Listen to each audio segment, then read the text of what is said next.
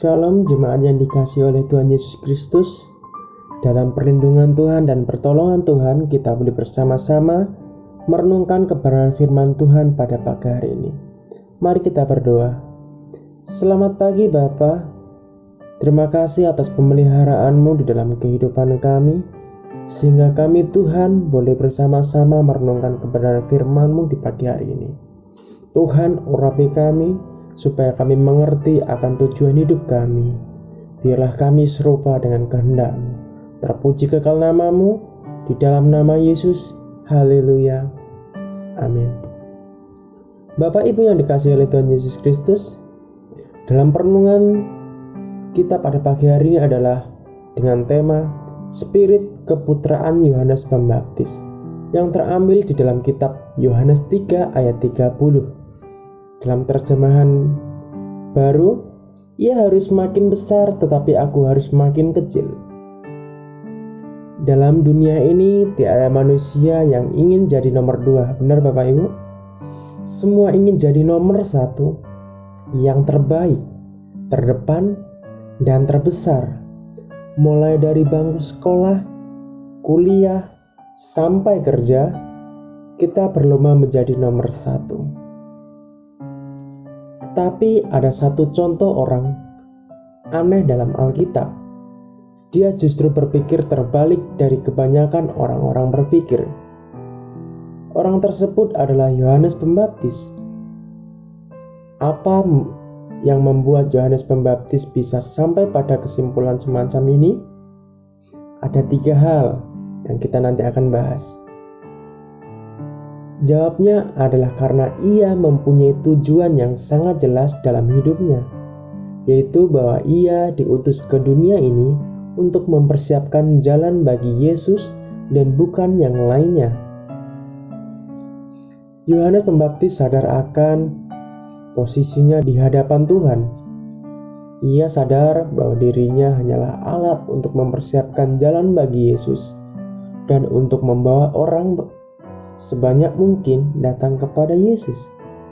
Itulah hakikat kerendahan hati, menempatkan diri pada posisi yang tepat. Yohanes Pembaptis memiliki roh keputraan yang hebat. Sebagai seorang putra, apa yang dibanggakan? Tentunya sifat dan karakter keputraan kita, yang semakin mirip dengan Bapa dan bukan yang lainnya. Bagaimana supaya kita bisa memiliki roh keputraan seperti Yohanes Pembaptis? Mari kita periksa ayat ini bersama-sama dari berbagai terjemahan. Yang pertama, kita jadi kurang penting. Sekali lagi, kita jadi kurang penting. Di dalam Yohanes 3 ayat 30 dalam terjemahan bahasa Melayu, dia mesti menjadi semakin penting dan aku semakin kurang penting. Yesus harus jadi makin utama. Dalam terjemahan Amfibi, suatu hari murid-murid Yohanes Pembaptis mengadu kepadanya tentang persaingan ketat mengenai acara baptis membaptis yang dilakukan oleh murid-murid Yesus. Murid-murid Yohanes merasa terganggu karena murid-murid Yesus mencuri domba di ladang dan pelayanan mereka. Sepertinya mereka takut popularitas golongan Yohanes Pembaptis akan berkurang. Ada satu hal yang luar biasa dari Yohanes Pembaptis, yaitu pernyataan kepada para muridnya. Dia harus semakin besar, aku harus semakin kecil. Sebuah pernyataan yang saya yakin sangat sulit untuk diucapkan dengan ketulusan dan kesungguhan hati. Yang kedua, penurunan otoritas dan popularitas.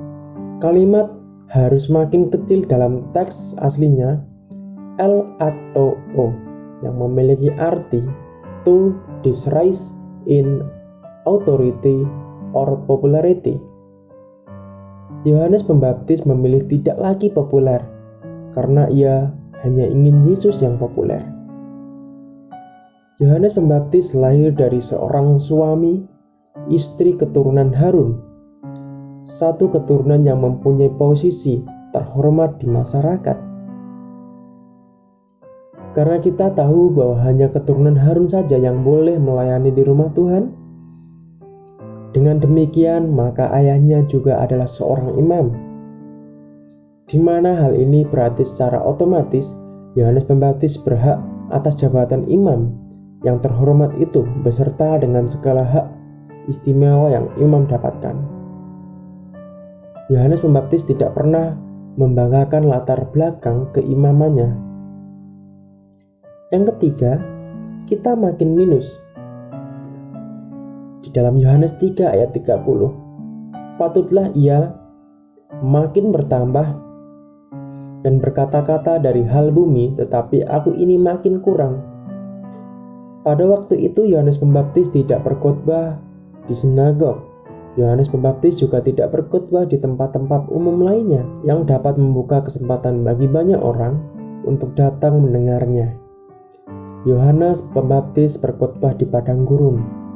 Tidak ada orang yang mau ke padang gurun, apalagi tinggal di sana. Ini menunjukkan betapa sepi dan sunyinya tempat itu. Gersang, dan daerah ini berada di sekitar Sungai Yordan. Namun, yang menakjubkan adalah justru banyak orang yang mau datang dari Yudea dan Yerusalem untuk mendengar khotbahnya.